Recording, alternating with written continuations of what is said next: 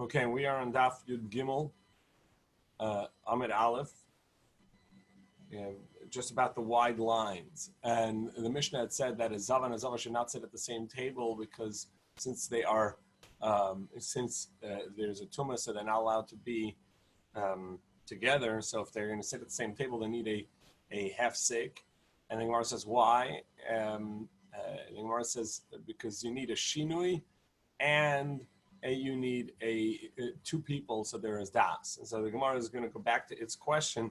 Well, what about if a nida is? Are they allowed to be together in the same bed as long as they're clothed? Because that's a shinui. The Gemara says, well, in our Mishnah it says they can't even eat together because maybe they didn't get this. It says that's only because they're, even though there are two people, so they can remind each other, but they do not have deos. But they do not have a shinui. There's no distinction between the two. So if there was a difference made, indeed, that would be a valid distinction, and that would count. So Tashama. So I'm going to try and prove it from this halacha, that's this brisa. Tashama. He did not lift his eyes to the mountains. Sorry, he did not eat, and he did not lift his eyes to Gelule, to the mountains. He didn't eat from there, or this is in Yecheskel. Yecheskel is talking about Jews who maintained their integrity and their purity during a time of upheaval where people were looting and doing idolatry and being unfaithful to their marriage. So Gelule Beis Yisrael, to the idols of the house of Yisrael. Vel Eishes Re'eo Latine, and the wife of his friend he did not impure. Vel Isha Nida Lo Yikrab, and to a woman at the time of her nida, which is time of separation, he did not come close. So Makish Isha Nida Leishus Rei. You see, it juxtaposes the two, somebody else's wife and a nida. Ma Eishus Rei Hu B'Bigda V'Hi B'Bigda Aser. Rashi says that not only if they're both clothed, but even in the same room, there's halacha of yichud, that someone may not be with another woman alone and nobody else in the same room. So for sure, they can't be together even if they're clothed. Af ishte nida, so too his wife during the separation time, if they're in the same bed, even if they are both clothed, asar would be prohibited. Shmamina. So that indeed seems to be proof to this question of whether a couple can be together in the same bed while there's a nida, if they are both clothed.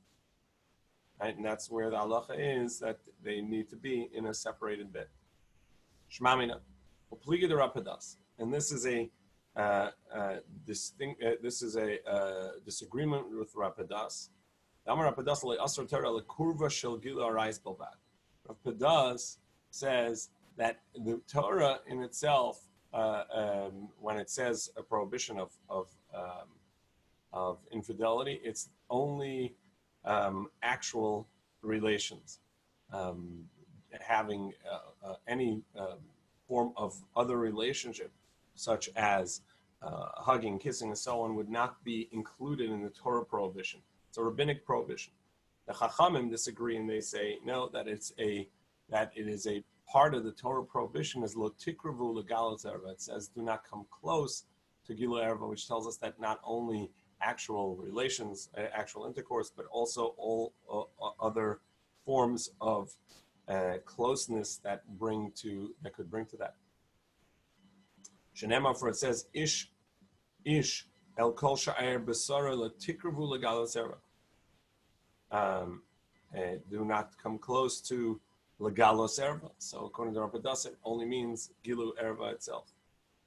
Where it says ula ki hava aser bei rav, ula, when he would come back from school, hava menashik la'achvasei abei chadai v'amar le'bei yadai. Rashi, it doesn't explain it here, but Rashi in Avodah Zarah says that it was a custom that when children would come home from a long trip, they would kneel and bow to their parents and kiss their legs, and with siblings there would be a hug, and they would kiss on their shoulders or on their hands, and so he would come back and he would kiss his sister Bechadayo, either on her torso or Beyadayo on her hands. And Gemara says, however, Pliga the day, that's a disagreement with his own teaching elsewhere. Dama Ula says, Afila Shum Kurva Asar, you shouldn't even show any affection to someone that you wouldn't be allowed to be with. Mishum Lech Lech Amar Nazir Tzchar Tzchar Lekarmel Tikra. Because you say to a Nazir who's not allowed to have wine, Lech Lech, go down the other road. Right? Somebody that's being sober and dry, you don't tell them, they don't go into a winery, and they don't go into a bar.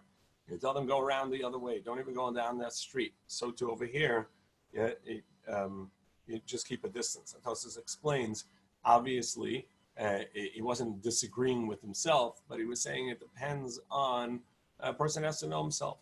A person has to know whether this is going to be a difficulty for him, and then they must maintain that distance.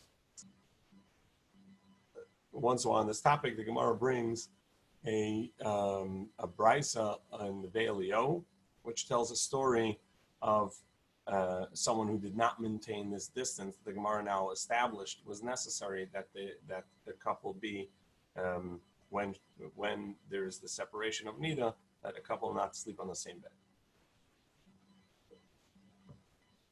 There was a story with a certain student, Shoshana Harbe, that was very learned, Vikara Harbe, and knew a lot of Torah, knew the verses of Tanakh. And he was a great student of the Chachamim. So Shimish is always somebody that had practical application as well. Not only did he study well, not only was a good student, but he had apprenticed well and knew the practical halacha. Yet he died young. So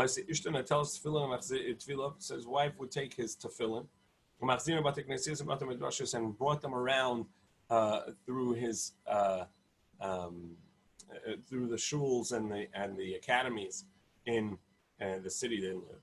And she would say to them, it says in the Torah, this is Torah is your life and the length of your days. Ba'ali, and what about my husband?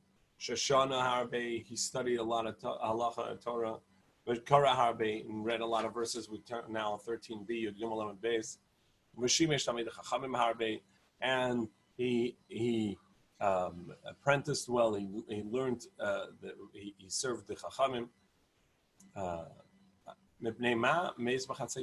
Why did he die at such a young age? And that's an answer that you're not allowed to. That's a question that you're not allowed to answer, right? It's like, how do I look in this?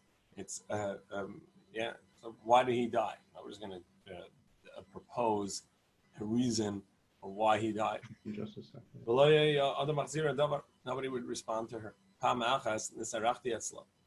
So once, this is Tana Elio. So Elio says, once I was her guest, and she told me the same complaint. So I said to her, my daughter, when you were Anita, how did he interact with you? Was he with you? No, for sure not. He wouldn't even touch me. Even my pinky he wouldn't touch. What about after the flow, after Nida, in the 7 clean days? It's called the white days because it would wear white clothing to see whether there was any continuous bleeding. So b'meili bunach mao, etzlach achal imi. He says, oh, we ate together. Fischer said me, we drank together. V'yashen imi b'kir basa, and slept in the same bed with me, even unclothed. But also that's al davaracha, but he never ever thought about actually having relations. Amarti la, and I said to her, Eliyahu says, I said to her, Baruch HaMakim Sharga, blessed be God who took him. Shalom nasa upon him, and Hashem did not show favoritism just because he studied Torah. Because the Torah says to his wife and during her nida, during her separation, lo tikra, should not come close, and he did. So he transgressed the verse of the Torah by even though that they never had relations, but it transgressed the Torah prohibition of lo tikra, not even coming close, and this was clearly close. When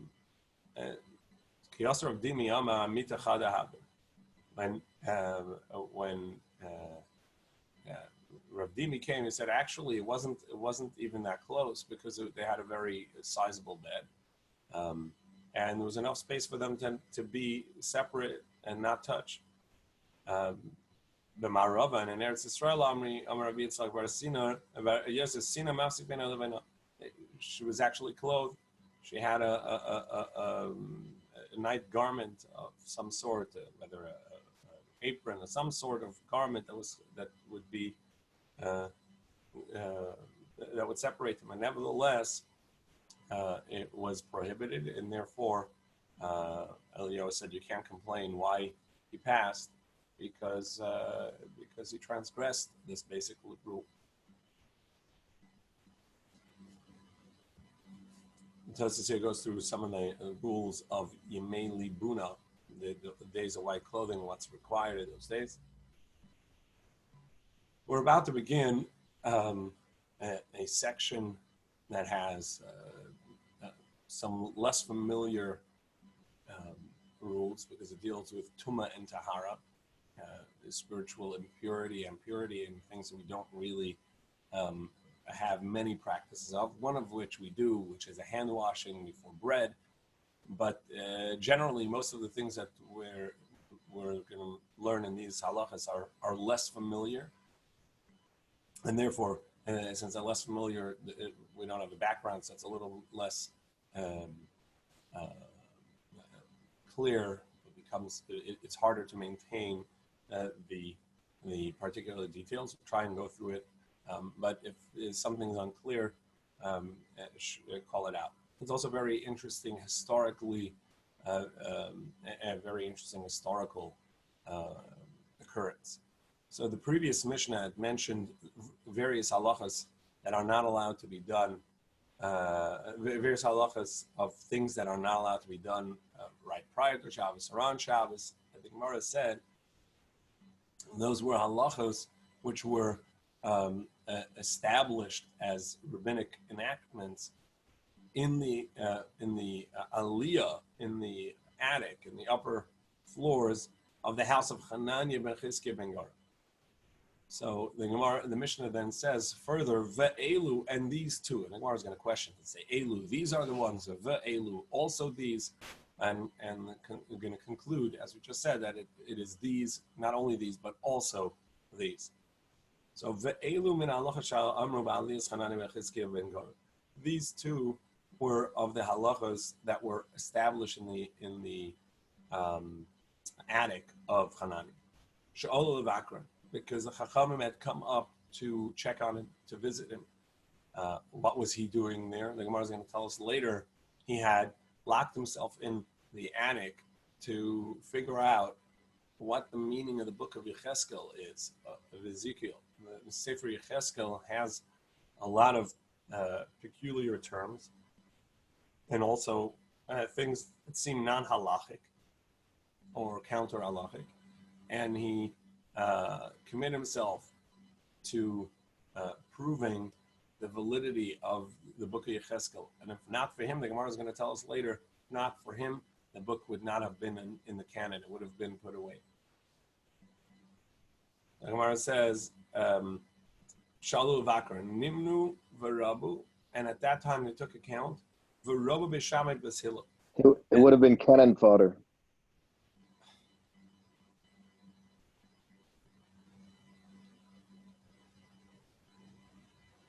Nimnu Varabu Bishamet Basila. So the students of Beis Shammai were the majority over Beis Hillel. And 18 enactments were enacted on that very day. There were 18 enactments. The Gemara is going to list them. Now, what does it mean on that day? In general, the two academies, the Academy of Beis Shammai, the Academy of Beis Hillel, did not get together for a quorum. They did not get together as one, and therefore it didn't matter which one was a greater in number. And the Torah does say, "Acharei rabin lahatos," you have to go with the majority rule. But usually they didn't sit together. So we had two opinions. Whatever happened, we had the Academy of Beis Hillel said A, and the Academy of Beis Shammai said B. But on that day, since they were all there, they counted, and they had a greater number of Beis Shammai. According to some, it was on account of students of Beis Hillel, some students of Beis Hillel who broke ranks and joined with the students of Beis Shammai in these enactments. Some say it's just simply there weren't that many there. And the Gemara is to tell us later that the students of Beis Hillel attempted to leave. They realized that what was going on, that they were going to be counted in this quorum, and that they would be forced to accept as the minority, forced to accept the majority opinion. And so they tried to leave. It may sound familiar. In recent years, it seems like that's been the practice in Oregon. So they tried to leave, and the students of Beis Shammai hired guards to block anybody from leaving the house of Hananiah. And so they were forced to remain and debate, and ultimately they put it up for a vote, and the majority went with Beis Shammai. And so these are 18 things that we rule like Beis Shammai because of the majority opinion, even though that they tried escaping, tried leaving, and by force they were forced to be kept there. Right. In any case, this was a majority rule. So even though usually we follow the opinion of Beis Hillel, as the Gemara tells us elsewhere, on account of that they would teach not only their own opinion, but they would articulate the other opinion and why they follow their opinion. So it was the opinion we usually go with. Nevertheless, the Torah says, "Acharei rabin lahatos," you go the majority, and over here, this was a majority. So it's a very interesting historical occurrence as well, and the Gemara is going to talk through some of that later. I wanted to add that this Gemara comes up several, if I recall, correct me if I'm wrong, several times in Shas, where you have a case that's not included in this, and then the question is, well, how come that wasn't included in this? So these cases and that were voted on are very significant in other places and arguments in the Gemara. So often the Gemara says this is a part of the 18, this is not a part of the 18. It's a question of which were the 18 rulings that happened on that day as well. As we'll see, even the first list, the Gemara amends immediately and says, no, that's biblically prohibited. That's not a rabbinic enactment that happened in the attic of Hanani. All right. So the Gemara says, "Amalei Abayla Rav Yosef, Abai said to Rav Yosef, Elu Tunan, is it these are the 18, or Ve'elu Tunan, or also these, meaning that the previous were also a part of the enactments. Ve'elu Tunan, Hani the Amran, and these, including the previous, Elu Tunan, the Be'ina Lamein Lekaman, the ones that we're about to say, and not the previous. Shema, so we have the brisa that we read earlier in Kollel Araner. You shouldn't delouse your garments at candlelight on Shabbos. You shouldn't read to candlelight on Shabbos. And these are of the rules that were said in the attic of Hananiah. So we see that what we're up to over here is in, additional rules that came forth from Hananiah's attic. Tanarabah. Mikasa Megillas Tainus. Who wrote the scroll of fast days? Megillas Tainus was a very interesting book. It was a record of all the days that there were enactments of fast days on account of a calamity or a difficult time that came to Am Yisrael. For instance, yesterday there were many people that fasted half a day on account of the rabbinic leadership of the OU and the Aguda saying that it should be a partial fast day on account of the difficult situation in the world. There was, in the times of the Mishnah, there were many such days that were enacted on account of either Roman aggression or Persian aggression, whatever it may be. So there were calamities that were going on, and so there was a list compiled on account of those days, as well as days that were salvation days, days that like Purim and Hanukkah. There were many such days, and somebody compiled all of those dates. And eventually we said, Batla Megillas Tainus. Megillas Tainus was set aside and no longer in use on account of that basically every day was there was a special day of some sort, either a fast day or a celebratory day, because in history we've had many times that the enemies have tried to hurt us, or many calamities that have befallen us, and many times that we've been saved. And as such, it filled every day, and so ultimately, Bat Megillas Tainus, it was no longer in use besides for Hanukkah and Purim. The Gemara says, who wrote Megillas Tainus? Amru Hananiah bar Chizkiah v'Siyata. It was Hananiah and his cohort and his help. Shayu Mechavim es Atzaros, because they saw a record of all of the difficult times as a blessing.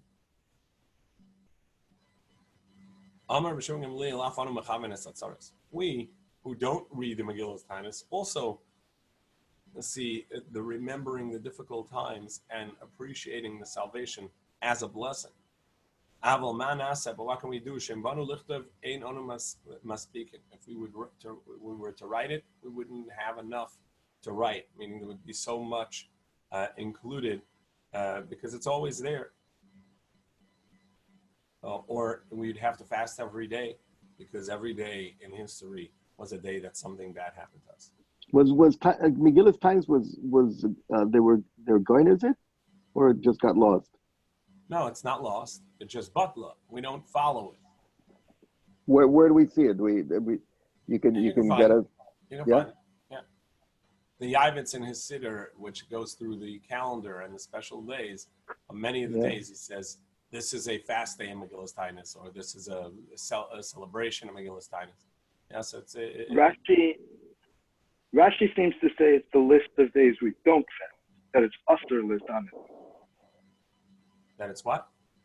It's the days that are usher for Tainus. It's the list of the days that we're not allowed to fast.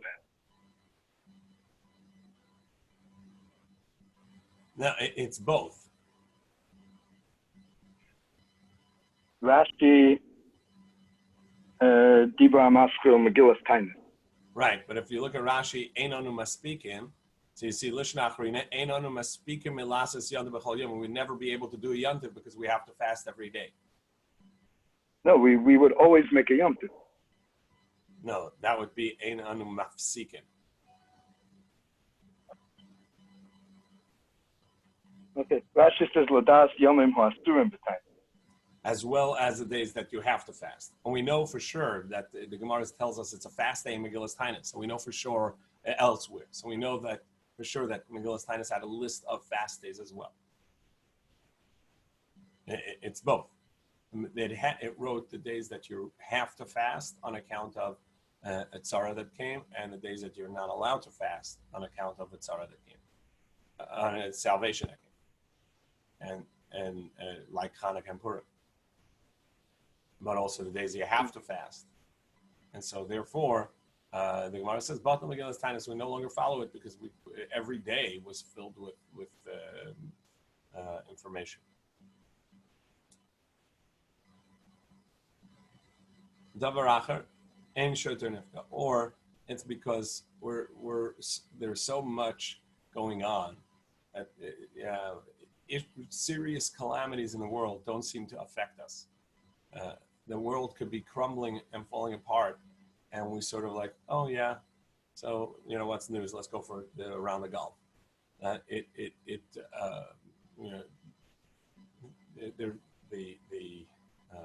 example the Gemara gives is that somebody that has lost their mind does not get insulted, and they don't realize.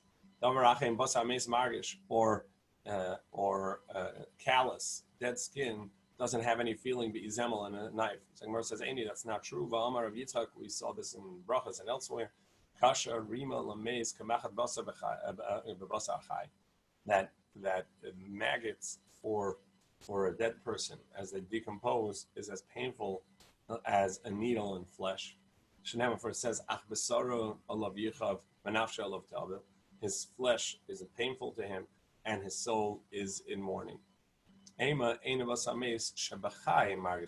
Right.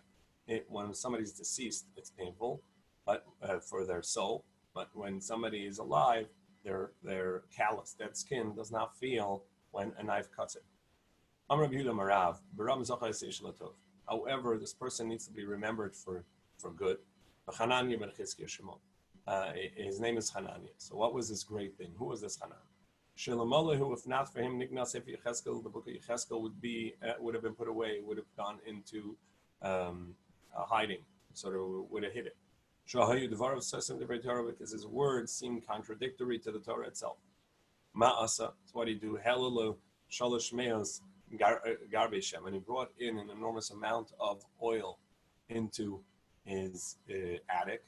He said, "I'm not leaving. I'm just going to sit here with a lamp and evaluate and assess all the words of Yecheskel until I can understand them and make sense of them." But Yashav Ali Vadarsha, and then he explained them, and Rashi says some of it, and the Gemara Menachos says others, what those contradictions were. But essentially, the Gemara is going to go through them at different points. The idea is that there were the verses that were contradictory, and he was able to explain where they apply and how they make sense. The Gemara is going to go through a list now of the 18 things, and we're going to evaluate what their enactments were for and what they are. So, Ushmana also Davar Gazr, and there were the 18 things that were enacted. Maini, what are they? Ushmana also Davar. What are the 18 things? The Tanan, as we learned in the Mishnah, Eilu Paslin Asatruma. Here are things that make Teruma pasul. So the term pasul means when something becomes itself tameh and becomes impure, but cannot make something else in turn tameh, it's pasul. So there are many levels or layers of tuma.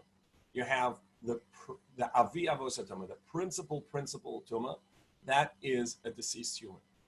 Then you have principal tuma, which are a zava and a zava, somebody who has a tuma that comes out of their body, male and female, or a dead rodent, or the shmona shratzim, or a nevela, a carcass of a dead animal.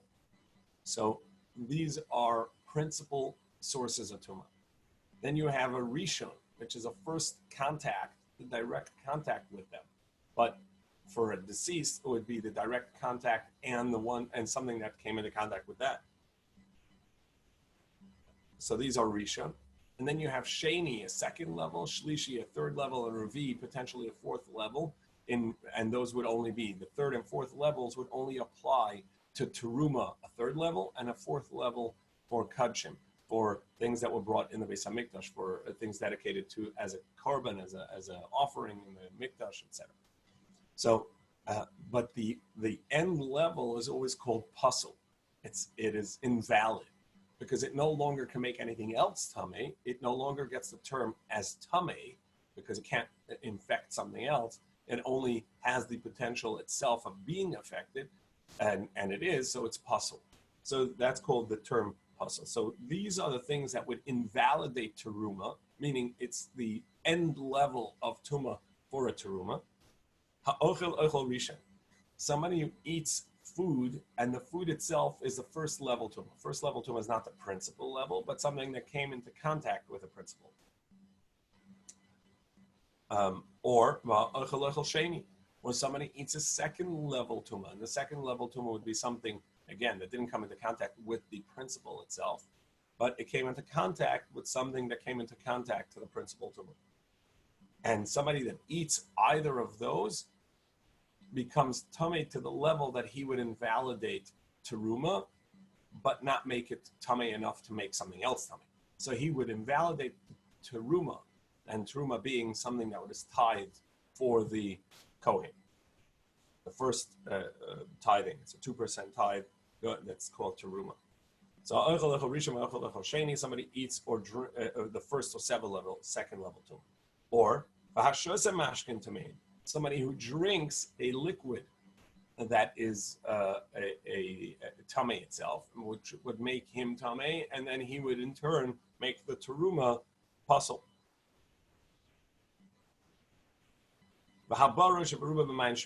Or somebody who goes into gathered water. We talked about this when we talked about mikvah, that a mikvah must be of water that is non-flowing. Otherwise, it's called a mayan or a yam. So it has to be non-flowing water. So contained, that's the word mikvah means. It means gathered mikvah, but it has to have gotten there itself, naturally.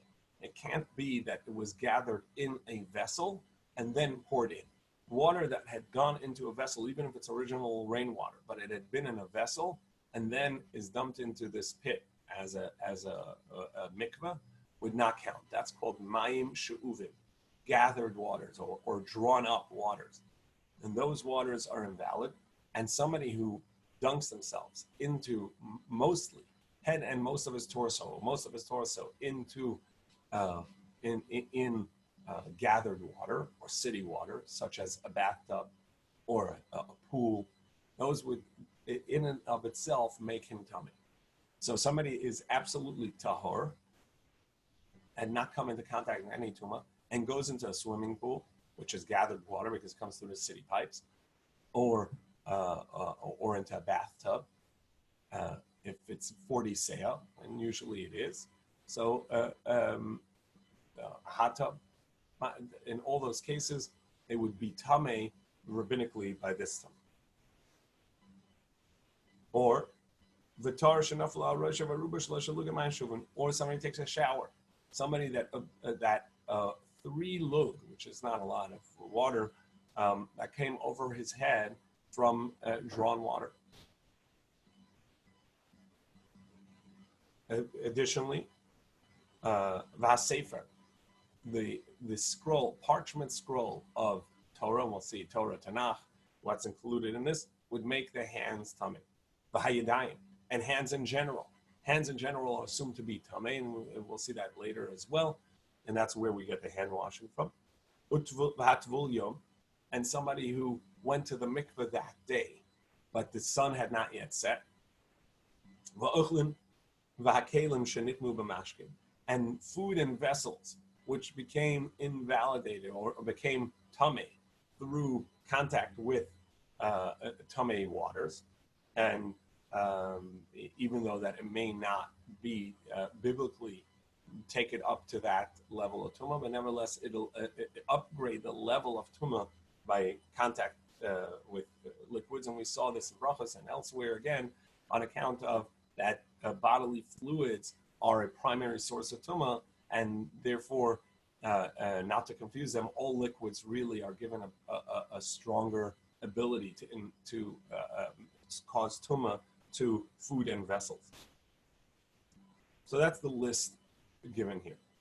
So mantana echol rishon echol sheni mifsal pasli tmoye lemetam. So whose opinion is this? That what we term puzzle, meaning it's the end level of tumah, it cannot invalidate anything else. Whose opinion is it that a second degree of food and drink cannot invalidate something enough that it can then further invalidate something? So it's only puzzle, it's the end level tumah, and not take it to the next. Whose opinion is it? Mantana ochel rishon, that a first level food, and a second level food. Either way, mifsal pasli. When they touch teruma, when they come into contact with teruma, they're only going to invalidate the teruma, but the teruma will not be able to make something else tummy. But it doesn't make it tummy enough to make something else tummy. So we're now on 14a at the top. Yudalit Amar Aleph. Amar Rabba Bar Bachana Rabbi Yeshua. So Rabba Bar Bachana says this is the opinion of Rabbi Yeshua. The Tanan, because we learn Rabbi Eliezer Omer HaOchel Echol Rishon Rishon. Somebody eats food that is a first level of tumah. Is a first level tumah. They themselves. Ochel Echol Sheni Sheni, and somebody eats a second level tumah. They themselves are going to be a sheni, a second level. They don't take us one level further. So if normally I would think if somebody consumed a first level tumah, well, they are now tamei on account of having come into contact with a first level, so they would be a second level. Anyway, so the first opinion says no. Rabbi Eliezer says no. They maintain the level. They consumed it. They maintain the level that the teruma itself was. And therefore, if they came into contact, if they were a first level tummy, and they came into contact with other teruma, the teruma would now be a second level, and that can make a third. But if they ate a second level tuma, they themselves are a second level tuma, and they would invalidate the teruma that came into contact with us. The teruma would then be a third level, even though that it is really already a third level. Shlishi, and somebody eats a third level tuma, they themselves become a third level tuma, and obviously it would not invalidate teruma. As we said, teruma, the maximum is a third level, and this fella is now a third level, so it's going to have to be when they touch teruma, it would be a fourth level, and there is no fourth level of tuma for teruma. So it must be that this is in reference to kachim, a korban, something food, he touched a piece of meat that was kachim, that would be a fourth level tuma. Rabbi Yeshua Omer, however, Rabbi Yeshua says, ha'ochel echol rishon v'ochel sheni, regardless of whether he ate a first level of tuma or a second level tuma, he himself becomes a second level tuma. So any tummy food that he consumes, he becomes a second level tuma. Shlishi, sheni l'kodesh v'en sheni l'teruma. So if he eats a third level of tuma, so then the third level already is the ultimate level for teruma. So he becomes a second level for kodesh. That he becomes a second level in regards to a korban. He would become a second level, and if he touches hektish, that will be third level. That means it's tummy enough to make something else of kachim also tummy. But in regards to teruma, he's not tummy. And what are we talking about? Where are you going to have food that the food itself is a third level tuma? Even though this is non-teruma or non-hektish, there was a concept that people would maintain in their level of eating, on their daily level of eating, it would maintain a certain level beyond its real level. So buy a regular piece of bread, you eat it, you make a regular piece of chicken, it's non-hektish, it's non-teruma, but they would maintain the level of tahara, the level of purity that would be required for teruma or for hektish. And that's called ocha chulin, that's called chulin, mundane foods, shenaso al taras, that is made at the level of tahara, of purity, of either teruma or kodesh. So this is someone who's eating his chulin at the level of purity, of tahara, that's for teruma. And as the level of teruma, there is a third level of tuma possible, even though that it's in mundane food. But nevertheless, he's keeping it at the level of teruma so that the level of teruma is possible, a third level of teruma. And now he consumed that food, so he will himself become a second level tuma in regards to kodesh. Somebody just shared the list from Rabbi Farber. Yeah, that's beautiful. Who just shared that? Tuvia, thank you very much. So that's the 18 things that invalidate teruma. And well, it's not 18 things that invalidate teruma. Those are the 10 things that invalidate teruma of the 18 things that were learned in the Mishnah. Thank you. Tuvia, if you can share it to everyone, that would be nice. Anybody who wants it, email Tuvia. I shared it on the Daf Yomi PDX WhatsApp group. Great, perfect, thank you. So, achal teruma. Now, achal risha v'achal sheni my time because of this. So Gemara says, what's the first thing? And we said that anybody that eats food that is first level or second level tuma, he becomes a second level tummy. Why did the Chachamim enact this elevated level of tuma? So Gemara says zimin the achal echlin tamein because maybe sometimes he'll eat food that they are tamei v'shakel mashkel teruma, and while he's eating the tamei food, he will drink some wine that's from teruma produce. So he's a kohen and he's eating the invalidated food and he's drinking the teruma. He himself is tamei, but he's drinking is not tamei. Sorry, the food is tamei, but the food cannot make him tamei. So he's all right. This is great. So he's eating some, and while he's eating, he's taking a sip of wine, and that wine, which is teruma, will come into contact with the food in his mouth, and the teruma will be invalidated. Now, so what? He's still allowed to eat that teruma, but you're not allowed to invalidate teruma, even though that it won't go to waste because you can still eat it because it's a third level teruma, the end level, and doesn't make something else tummy, or it only become rabbinically tummy. It's not on account of waste. It's on account of you're not allowed to invalidate the teruma itself. You're not allowed to make it tummy. The zimun the achal echlin tamein v'shakal mashkin teruma, and he's going to drink mashkin, a drink of teruma v'shadi lepumein, put it in his mouth at the same time, upasale, and it'll invalidate it. And similarly, the other way around, shasa mashkin tamein, my time it goes a rabbanon. Why can't you drink tamei drink? And if you do, you become tamei. Goes a rabbanon tuma. The zimun the shasa mashkin tamein because he may drink a liquid that's tamei. V'ochlin teruma.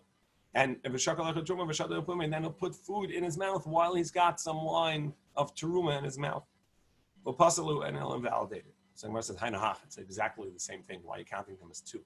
Gemara says, no, they're different. I may have thought, it's common that when you have food in your mouth, you'll take a sip of drink. But when you have drink in your mouth, maybe you think it's not common enough to then put food while the drink is still in your mouth, and so we don't have to be concerned. Gemara says, no, that is common enough. And we did have to be concerned and made an enactment. And as we know, that Chachamim did not enact fences on cases that were unlikely to happen or not very common. So the Mishnah had to say them as two separate things to tell you that both were common enough that the enactment should be there. Kamash Malan, that they are both there. We're out of time for today. I will send out the time for the Zoom Matzah Shabbos